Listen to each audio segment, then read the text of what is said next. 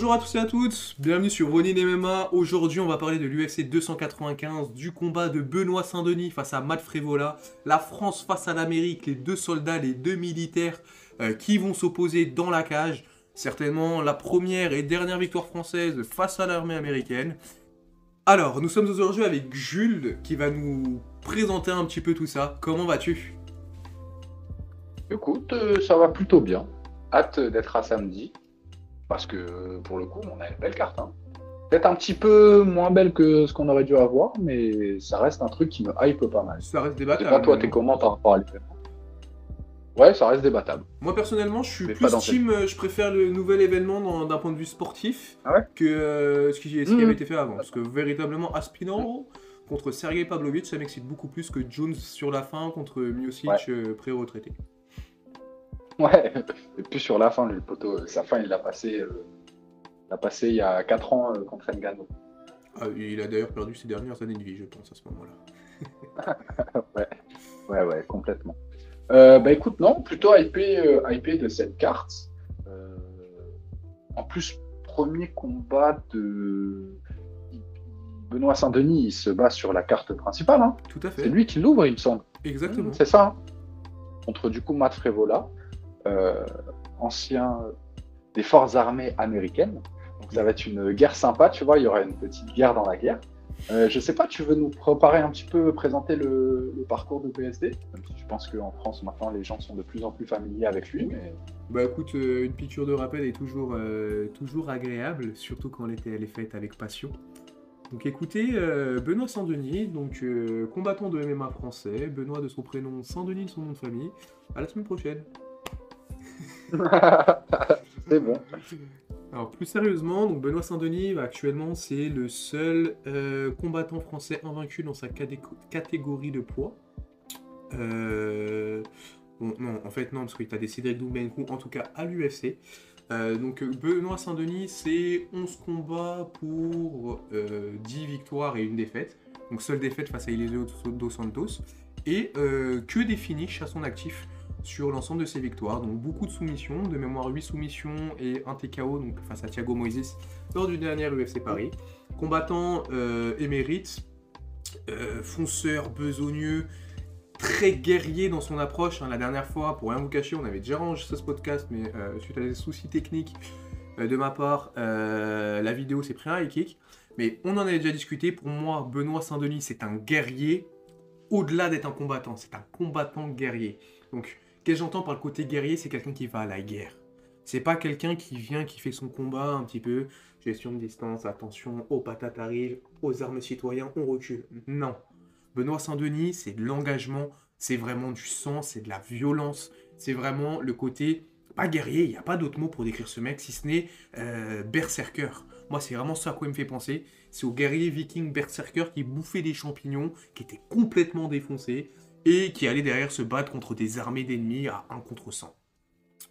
C'est très bien romancé, et je pense que ça illustre très bien également notre Benoît Saint-Denis national. Au-delà de cet aspect guerrier, effectivement, donc qui engage beaucoup de combats, qui aime la guerre, qui aime la violence, et qui du coup ravit les fans amateurs de violence, mais qui est aussi très spectaculaire. C'est un combattant quand même, mine de rien, assez technique. Donc quand on parle de guerre, c'est quelqu'un qui a de très bons high kicks dans son ensemble de sa palette offensive. Il a de très bons middle kicks, plus que high kicks, même s'il a de bons high kicks, mais que sur l'ensemble de ses combats, il balance beaucoup plus de middle. Donc de bons middle kicks. Donc un Daniel Warin qui est son entraîneur, hein, c'est un ancien coach de boxe thaïlandaise, alors un ancien combattant même de boxe thaïlandaise, et a entraîné les meilleurs strikers du monde, donc Anderson Silva pour ne pas le citer, hein, bien sûr. Et derrière aussi une vraie science du grappling, de la lutte, de la soumission, donc un combattant complet qui aime s'engager avec quelques gourmandises, quelques faiblesses, on dit entre guillemets, quelques appétences pour la prise de risque et le fait de manger des coups. Ouais, c'est ça. Bah écoute, c'est assez bien. Après, on peut dire aussi qu'il est complet sur les 3 aspects du jeu. Je le trouve assez bon en striking, il est capable de se défendre. Enfin, de se défendre. Dans le côté se défendre par l'attaque, hein, on s'entend. Ouais. Il a des amenés au sol qui sont quand même propres. Tu vois, j'ai revu ses combats dernièrement, etc. Et quand il est au sol, quand il te met la main dessus, c'est pas si évident de t'en sortir. Donc, combattant assez complet aussi. Matt Frevola, il est un petit peu moins. Je pense qu'il a un style de combat beaucoup plus basé sur son striking. T'en parleras mieux que moi parce que tu l'as un petit peu plus étudié. Je sais pas si tu vois des similitudes ou pas chez Matt Frevola, à part le côté US Army, French Army. Bah écoute, des similitudes, oui, il y a des similitudes certaines dans le style de ces deux combattants. Donc on a vraiment deux combattants adeptes de la guerre. Donc God of War en France, on connaît, on sait ce qu'il va nous apporter dans la cage. Frevola, c'est un petit peu son équivalent. Grappling en main, tu disais tout à l'heure que bah, pour le coup, Benoît Saint-Denis, quand il te met la main dessus, c'est difficile de sortir. En fait, il n'a pas eu soumission à l'UFC pour rien. C'est quelqu'un, clairement, son point fort, avant même d'être le striking, son point fort, c'est le grappling, la pression, le physique, la domination et l'engagement qu'il va mettre. Et vraiment l'état limite, je trouve un petit peu... Je ne sais pas comment décrire ça, mais il a un état où il met les gens en léthargie en face de lui. En fait, tu as tellement de violence qui arrive sur toi que si mentalement t'es pas préparé, que t'es pas préparé à ça en fait. tu te crispes et en fait tu dis ah ouais mais oh merde, je suis vraiment sur un champ de bataille là. Et ça quelques combattants peuvent avoir du mal. Exactement, et on l'a vu dans son combat contre Ismaël Bonfim. C'est bien Ismaël, hein. Gabriel c'est le petit frère. Hein. Gabriel, donc c'est Ismaël qui l'a affronté. Ah bon? Ah bah donc c'est Gabriel qui l'a affronté, c'est ça? Non, il a affronté Ismaël et Gabriel c'est le grand qui a perdu la semaine dernière. Contraire, putain, il y en a un qui me semblait plus vieux. Bon, ok, du coup, Ismaël Bonfim, il l'a affronté, tu le vois qu'au début, sur les premiers échanges de coups, il lui dit vas-y, viens, mon pote. Et puis après, 30 secondes plus tard, c'est plus la même, tu vois. C'est ça. C'est que je pense que des fois, en fait, tu te rends pas compte, c'est un combattant qui va te rentrer dedans, tout le temps. Et on le voit, même quand tu lui mets des coups, c'est ça qui doit être fou quand qui doit te rendre fou. Je dis, mais attends, le mec, limite, je lui ai mis des coups de poing, ça peut mettre knockdown, n'importe qui, et le mec continue à avancer sur toi. Alors, il est moins précis, il est moins... Voilà, mais je pense que ça, il faut être... Et puis, même s'il te chope, ça peut être premier round, deuxième round, troisième round, ça reste dangereux. Je l'ai vu, je te dis, j'ai re-théma ses combats. Son premier combat, contre du coup Dos Santos. Élisée. Pareil, Élisée, c'est lequel? Non, c'est Élisée de Santos. Ok. Même dans le troisième round, il arrive à te mettre des kicks, t'as l'impression que parfois il a des regains de vitalité comme ça, tu sais pas où il va le chercher, tu vois. Et en fait, quoi qu'il arrive, je pense que c'est quelqu'un qui, même s'il est mal, c'est dans son ADN de pas te laisser, en fait, tu vois. Il a vraiment ce côté Walking Dead. Hein. Et c'est vrai qu'il a ce côté Walking Dead. Ouais, non, mais tu l'as très bien dit, ouais, ce côté guerrier, quoi, tu vois, ce côté j'y vais, j'avance, je vais pas te laisser respirer, je vais pas te laisser de temps de repos, et let's go. Donc il a aussi tendance à étouffer en fait ses combattants. Les combattants adverses, à les étouffer. C'est la notion, ouais, étouffer. T'as l'impression qu'il suffoque. Il suffoque le combattant en face de lui. Il leur laisse pas le temps en fait. Et en plus, comme tu l'as très bien dit tout à l'heure, c'est que sur les trois niveaux, sur le combat contre Thiago Moïse, il prend des parpaings. Ensuite, il se fait contrôler contre la cage. Contre la cage, il prend des coups de genoux. Quand il se met au sol pour essayer de sweeper, il se retrouve en half guard et il prend des coups de coude encore une fois. T'as pas de solution. Il est sorti des coups de genoux, qui est sorti des middle kicks. Enfin, ça vient vraiment de partout. Frevola, pour le coup, a également cet aspect-là. Donc Frevola, c'est quelqu'un qui a les mains très lourdes, qui est très guerrier, qui vient vraiment pour en découdre. Frevola, je le définirais un petit peu comme Dark Maul dans Star Wars. Dans son côté, sabre laser rouge, ça de partout. Donc c'est quelqu'un qui va mettre vraiment des grands marteaux, qui va aller chercher au fin fond des abysses et qui va venir taper, vraiment il fait le moulin avant. Donc très guerrier, très rentre-dedans, le gars il est là pas là pour enfiler des perles, il t'en met une, pas deux, et clairement il veut te coucher. Donc très engagé également comme combattant. D'ailleurs, on parle d'engagement, c'est très bien de parler d'engagement puisque Benoît Saint-Denis est également un combattant qui aime engager, où c'est deux buffles qui vont se rentrer dedans et qui vont essayer de faire un choc. Ça peut créer un Big Bang éventuellement dont la Terre ne se relèvera pas. Mais Donc, il y a cette notion d'engagement également qui est présente chez Frévola. Et généralement, quand quelqu'un s'engage avec Frévola, ça reste quand même assez dangereux. On va revenir là-dessus un peu plus tard. Donc, mais pour finir sur son côté description du combattant, donc gros bras arrière, beaucoup d'engagement, gros KO power, 3 victoires sur ses derniers combats, toutes par finish, donc il a quand même mis KO Drew Dober. Drew Dober, pour ceux qui ne connaissent pas, c'était pour moi le monton de granit de la catégorie, le mec qui était vraiment impossible à finaliser. Il a réussi à le mettre KO, mais bon, c'est pas un KO net à la Poatan où le mec tombe comme s'il était tapé par la foudre, la version pour le vie. Mais il est tombé, choqué, il s'est fait finir en ground and pound, c'était très très très très sale. Donc pour le coup, oui, sur le descriptif du combattant, c'est pas un énorme grappleur ou un énorme lutteur, il a des bases, mais c'est pas non plus son point fort. Son point fort, c'est la guerre, le KO power, donc le gars a de la dynamite dans les points, et vraiment aussi, on peut mettre ça, le fait qu'il ait la mentalité quand même du bagarreur, c'est un guerrier également. Ok, et du coup, toi, tu vois ça comment, en fait, leur combat? Parce qu'en fait, moi, je me dis, je pense que ça va aller à la guerre, et puis c'est surtout, on en avait parlé aussi tous les deux, je suis pas sûr que Benoît Saint-Denis, même si finalement, tu vois, il a le côté militaire où tu te dis, bah, il va être cadré, etc., je suis pas si sûr qu'il soit facile à cadrer, tu vois. Une fois qu'il est dans l'octogone, t'as l'impression que le mec, parfois, il se met en mode destruction, quoi, tu vois, et que pour tenir un game plan, c'est plus compliqué. Là où peut-être, tu vois, on l'a dit, hein, je pense que Benoît Saint est meilleur en grappling. C'est un meilleur combattant en temps au Il est général. meilleur, voilà, au complet, tu vois. Je pense qu'au sol, il a moyen de prendre le truc. Après, ouais, est-ce qu'il va quand même tu le vois se risquer debout avec Frévola quand même? Ouais, je pense que oui. Bah, complètement. En fait, c'est un petit peu ce qu'on disait dans le précédent podcast qu'on vient de finir de tourner d'ailleurs. Entre Prochaska et Pereira, je pense qu'en fait, un gars comme Benoît Saint-Denis, il se pose pas la question de est-ce que je vais lui rentrer dedans. La question qui se pose, c'est est-ce qu'il va tenir quand je vais lui rentrer dedans. Parce que quand tu as une mentalité de fonceur comme Benoît, il y a des questions que tu peux pas te poser. Tu peux pas te dire non, mais en vrai, si j'avance sur lui, je peux prendre une bougnasse et après je tombe, et du coup, le combat va être compliqué. Non. T'y vas, t'imposes ton jeu. Son objectif à lui, c'est de venir, lui rentrer dans l'art, le faire tomber. C'est sa manière d'amener le combat.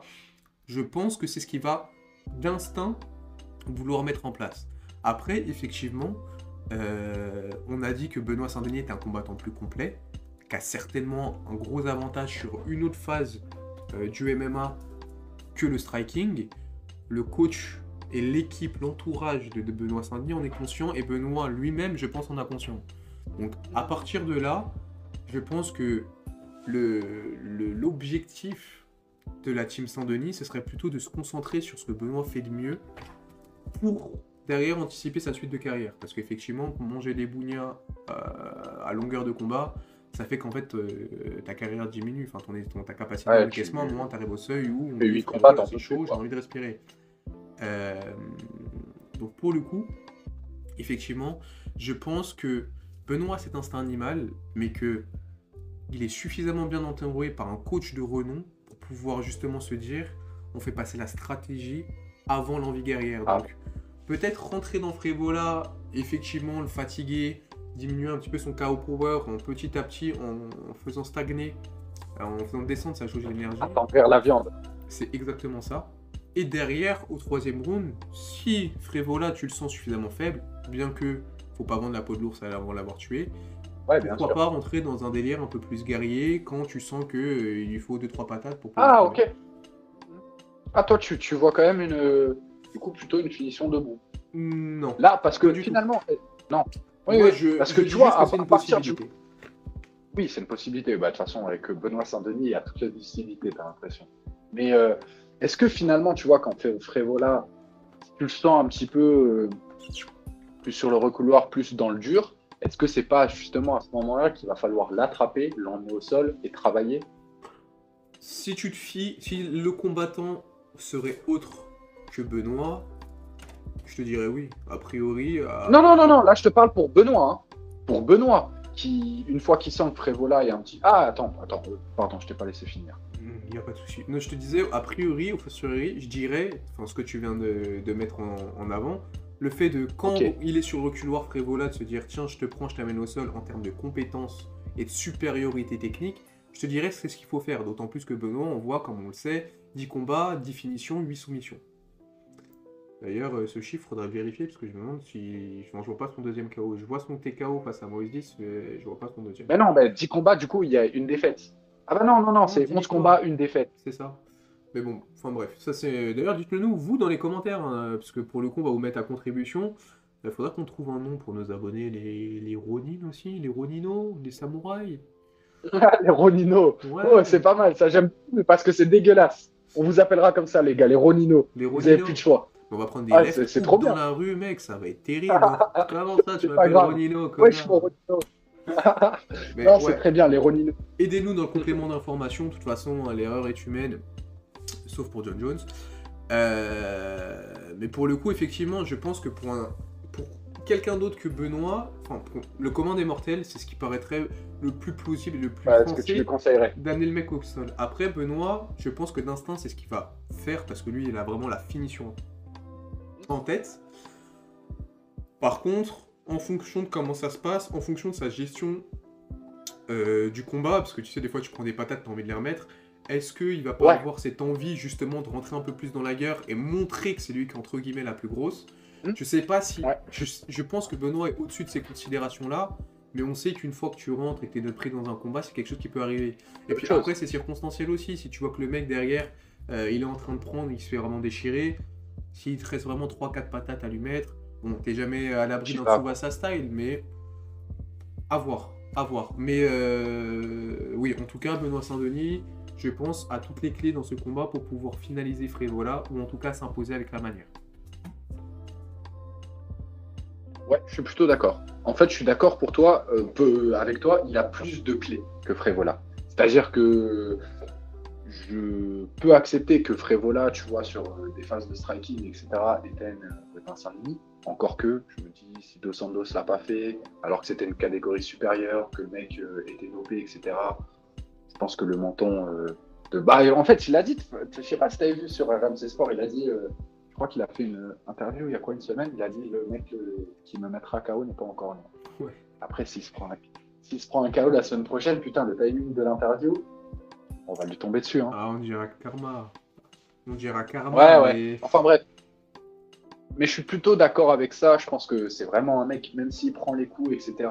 Je pense que, tu vois, en plus, mine de rien, même être dans les forces spéciales, etc., je pense que ça te forge un mental. Ça te forge aussi une appétence physique, en fait, qui fait que tu tiens peut-être plus les chocs que... Finalement, c'est un entraînement dans l'entraînement, quoi, tu vois. Quand t'as potentiellement Donc, ôté la vie de quelqu'un, ou t'as potentiellement vu des camarades tomber, sachant que Benoît Saint-Denis, hein, c'était pas genre en mode le réserviste qui se pointe et il a mangé sa raclette, son doigt, et ça c'était vraiment les forces spéciales. Non, c'est le gars, genre vraiment, il était sur le terrain, il était au cœur de l'action, et je pense que des choses assez dures et des choses à vivre déjà, à voir, mais surtout à vivre, il a dû les expérimenter. Donc effectivement, cette dévotion et cet engagement, tu le ressens dans sa manière de combattre. Après, attention, depuis tout à l'heure, on met en avant tous les points forts de Saint-Denis. Frévola, c'est pas un digne Noël. C'est pas quelqu'un qu'on c'est lui pour sert ça, sur un c'est plateau. pour ça que... Frévola, c'est quelqu'un qui est à domicile, il a le public avec lui. Mais par contre, Frévola, je le vois bien gagner enfin, je peux me tromper, je le vois bien gagner à la limite, dominer sur du striking. Enfin, pour moi, il n'y a pas de monde où Frévola, il arrive au sol avec Benoît et d'un coup, tu vois, ça devient Rabib. Donc, je me dis que, je pense que je te suis, il a plus de clés et plus d'outils, Benoît, pour finaliser un combat, là où Matt Frévola en aura un petit peu moins.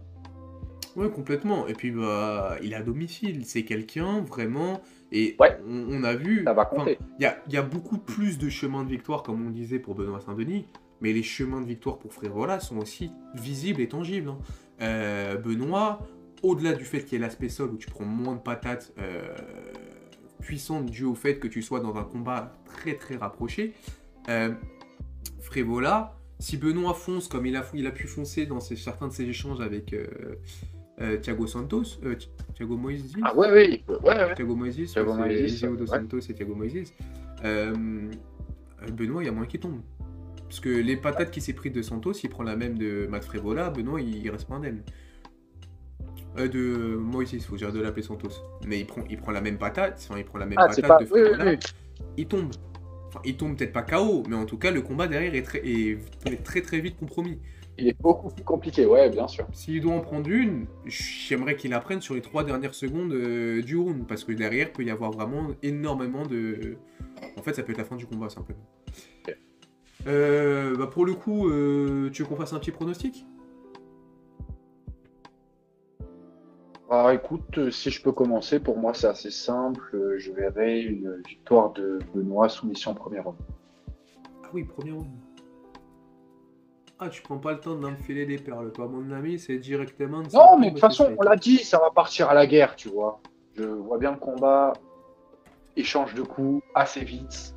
Il y en a un, Benoît prend l'ascendant, il l'emmène au sol, ça finit. Ok. Moi, Toi?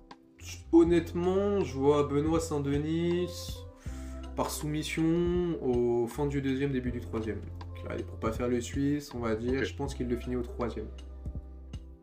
Ok. Je pense qu'il va vraiment y aller avec Soumission aussi. un game plan, ce qui en soi paraît logique, mais il va y aller à un game plan, il va être méthodique. Pas pour Je Benoît. pense qu'il a conscience que Frévola, c'est quelqu'un qui peut être très dangereux, surtout sur le premier et deuxième round.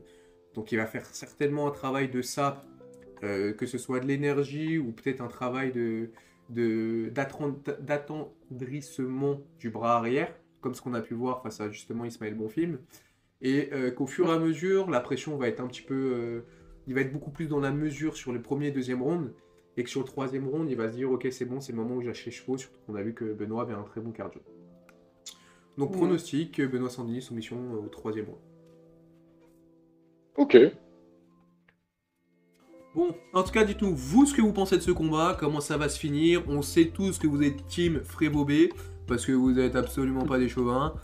Ceci est une blague, Ouais. bien sûr. On est tous On derrière tire. Benoît Saint-Denis. On est à fond. Dites-nous quels sont vos pronostics. Est-ce que c'est un KO? Est-ce que c'est une soumission? Est-ce que ça va être compliqué pour lui de gérer la puissance de Frévola? Est-ce que l'accident peut arriver? Ou va arriver, en tout cas, parce que tout accident est hypothétique et est envisageable, mais n'arrive pas forcément. Je n'ai qu'une seule phrase à dire pour pouvoir clore ce podcast. Vive le MMA, vive la France et vive Benoît Saint-Denis. Jules, à la prochaine. Bien terminé. À la prochaine, Yann. Ciao.